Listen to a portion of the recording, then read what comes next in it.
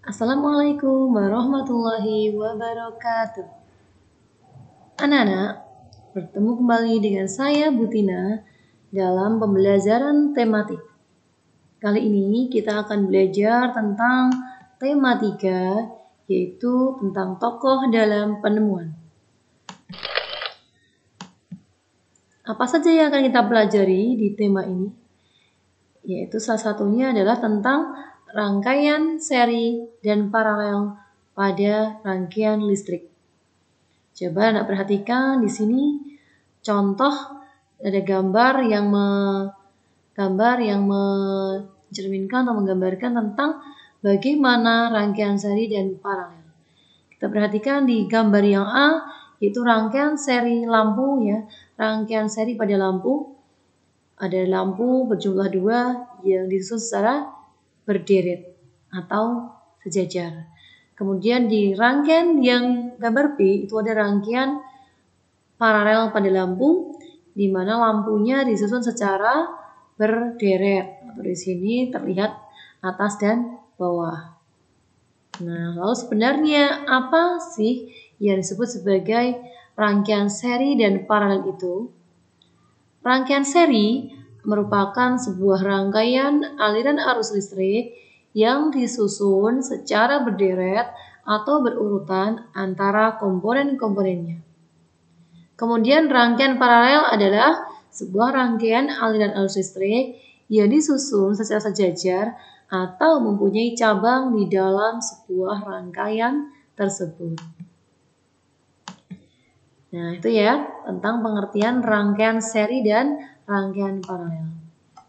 Kita akan bedakan, selanjutnya kita akan bedakan apa perbedaan antara rangkaian seri dan paralel itu. Nah, ada beberapa hal yang membedakan, yaitu dari cara menyusun komponennya. Rangkaian seri disusun secara berurutan, sedangkan rangkaian paralel disusun secara bersusun atau sejajar. Kemudian penggunaan kabel dan saklar pada rangkaian seri lebih menghemat kabel dan saklar. Kemudian pada rangkaian paralel, boros kabel dan saklar. Kontinuitas masing-masing komponen listrik pada rangkaian seri, jika salah satu lampu padam, maka semua lampu juga ikut padam. Sedangkan pada rangkaian paralel, jika salah satu lampu padam, maka lampu yang lain tetap menyala. Kemudian kondisi komponen listrik pada rangkaian seri berpijar tidak sama terang. Jadi misalnya ada lampu yang disusun secara seri, beberapa lampu. Nah itu beberapa lampu itu nyalanya tidak sama terangnya. Ada yang terang, ada yang agak redup, dan ada yang redup.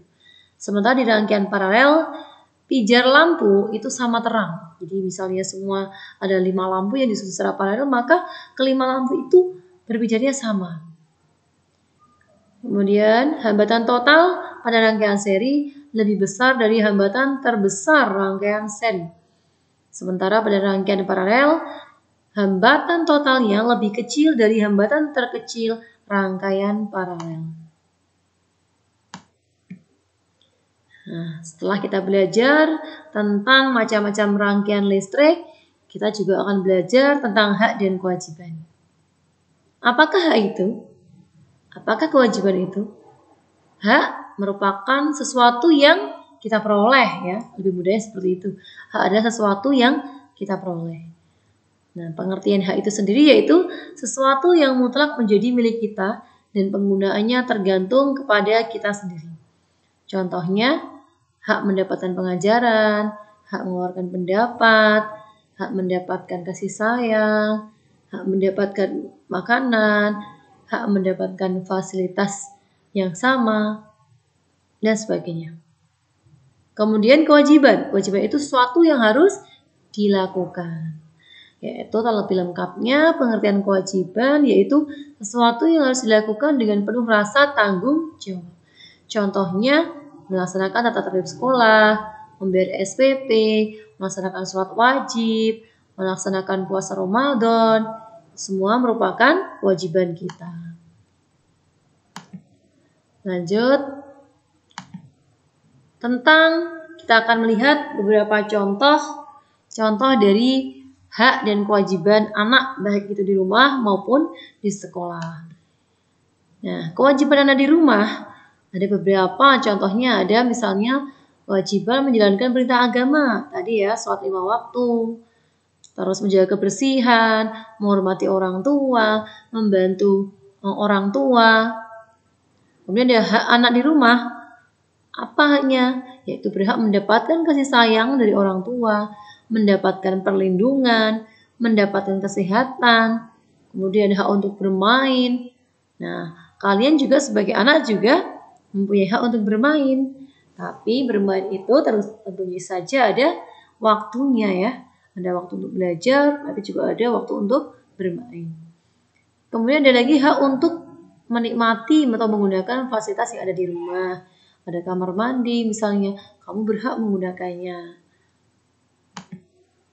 Nah, sekarang kita lihat apa dan kewajiban siswa ketika di sekolah.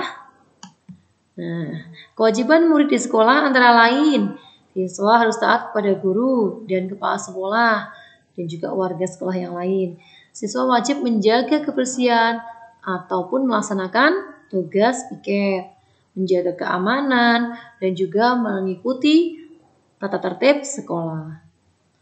Siswa mempunyai kewajiban memelihara gedung, halaman, dan juga perabotan yang ada di sekolah.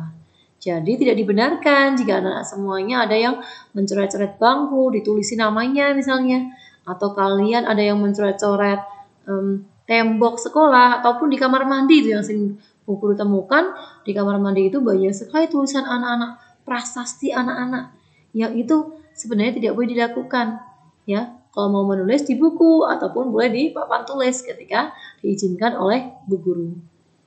Nah, selain itu ada juga kewajiban untuk menjaga nama baik sekolah. Nah, kita mempunyai sekolah SDIT yang bernama SDIT Zaid bin Sabit. Harapannya anak-anakku semuanya bisa menjaga nama baik sekolah dengan cara apa? Dengan selalu menjaga akhlak kita. Menjaga akhlak agar kita tidak dicap sebagai anak yang nakal, tidak dicap sebagai anak yang suka membuat keonaran dan sebagainya. Nah, ketika kita misalnya di rumah, ada nih salah seorang dari teman kita yang anak putra yang sangat rajin ke masjid. Tiap hari, setiap 5 waktu pergi ke masjid untuk sholat berjamaah di masjid di rumah misalnya, di tetangga ataupun di masyarakat kita. Nah, itu mereka ada yang menilai, oh siapa itu namanya? Oh, sekolahnya di mana? Sekolahnya di SDIT Zaid bin Sabit. Oh, pantas sholat berjamaahnya rajin sekali. Nah, itu berarti anak itu sudah menjaga nama baik sekolah. Lain halnya, misalnya ada yang melakukan hal kriminal, misalnya mencuri barangnya punya tetangga. Terus ditanya itu anaknya siapa? Oh, anaknya Pak A. Sekolahnya di mana? Di SDIT Zaid bin Sabit. Wah, payah ya, masa sekolah di situ jadi maling. Na'udzubillahi min dzalik, ya. Kemudian ada hak siswa di sekolah.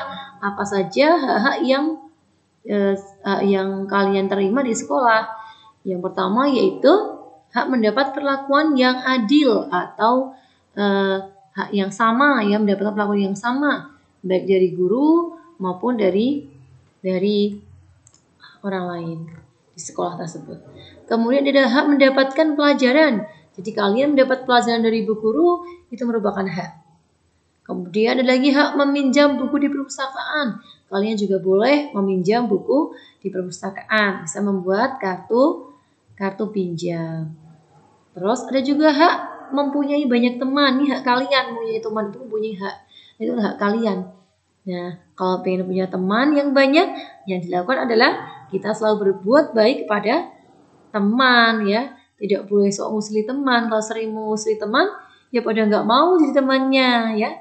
Jadi kalau kita mau punya banyak teman, kita sama temannya itu gemati atau baik ya sama temannya, suka memberi, suka menolong, kemudian menjaga rahasia teman dan sebagainya. Itu insya Allah akan mendapatkan teman yang banyak. Nah, sekarang setelah kita belajar tentang hak dan kewajiban, kita akan belajar tentang nada. Nah, nada, ada nada dari do, re, mi, fa, sol, la, si, do. Ada do sampai dengan do lagi.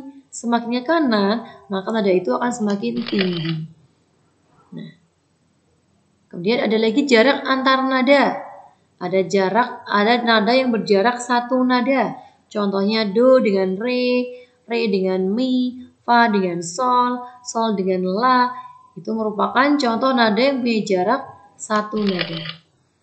Ada lagi nada yang berjarak setengah nada, yaitu contohnya mi dengan fa, si dengan la. Lalu ada nada yang berjarak dua nada, contohnya do dengan mi, fa dengan la. Dan ada nada yang berjarak satu setengah nada, contohnya re dengan fa, mi dengan sol, dan la dengan do. Nah, setelah kita belajar bernyanyi tentang bagaimana jarak nada, sekarang kita akan belajar tentang berbagai penemuan di dunia. Banyak sekali penemu di tingkat dunia yang sudah merubah dunia ya, yang sudah berhasil merubah dunia dengan penemuannya. Salah satu contohnya di sini ada James Naismith. James Naismith merupakan tokoh yang lahir di Kanada. Beliau adalah penemu olahraga bola basket. Siapa yang suka basket? Nah, ya tahu nggak? Ternyata penemunya adalah James Naismith. Next. Nah, di kali ini kita juga akan belajar tentang teks eksplanasi ilmiah. Apa itu teks eksplanasi ilmiah?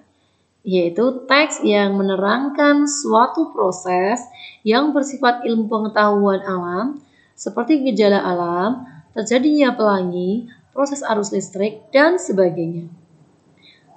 Teks eksplanasi berfungsi untuk memberikan penjelasan kepada pembaca tentang proses terjadinya sesuatu yang disusun menurut prinsip sebab akibat. Nah, itu tadi pengertian teks eksplanasi. Sekarang kita akan lihat bagian-bagian dari teks eksplanasi. Teks eksplanasi terdiri atas pernyataan umum atau pembukaan, kemudian deretan penjelas atau isi, dan penutup atau kesimpulan. Bagian pernyataan umum atau pembukaan itu berisi tentang informasi singkat tentang apa yang akan dibicarakan atau diinformasikan dalam teks tersebut.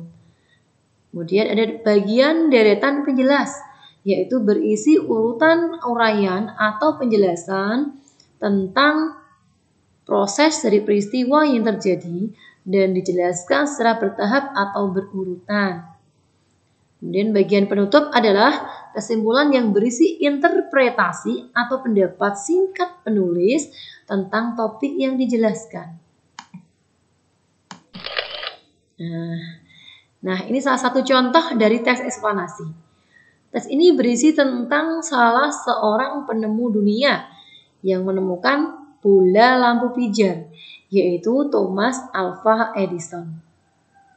Kita akan lihat bagaimana Thomas Alva Edison ini menemukan lampu pijar. Lampu pijar itu bisa dia temukan karena sifat-sifat dari Thomas Alva Edison yang perlu kita contoh. Yaitu salah satunya dia mempunyai sifat rasa ingin tahu, kemudian pantang menyerah atau gigih. Jadi dia terus berjuang bagaimana agar penemuannya ini bisa berhasil. Nah, akhirnya Thomas Alva Edison bisa menemukan lampu pijar tersebut. Dan penemuannya bermanfaat sekali bagi umat manusia saat ini. Nah, terjadilah perubahan di kehidupan masyarakat kita saat ini dengan adanya lampu pijar tersebut. Kita bandingkan, misalnya dulu ketika belum ada lampu, kalau anak-anak mungkin tidak mengalami, tapi orang tua kalian ataupun bu guru pernah mengalami bagaimana saat kita belum ada lampu listrik di sekitar kita. Kita kalau belajar, kita harus di siang hari karena mencari cahaya terang dari matahari. Kalau malam hari kita harus menggunakan lampu teplok atau lampu dari minyak, yang itu juga penerangannya tidak terlalu terang dan kita harus sangat dekat, buku kita dekatkan dengan lampu itu. Baru terlihat itu pun sangat minim pencahayaannya.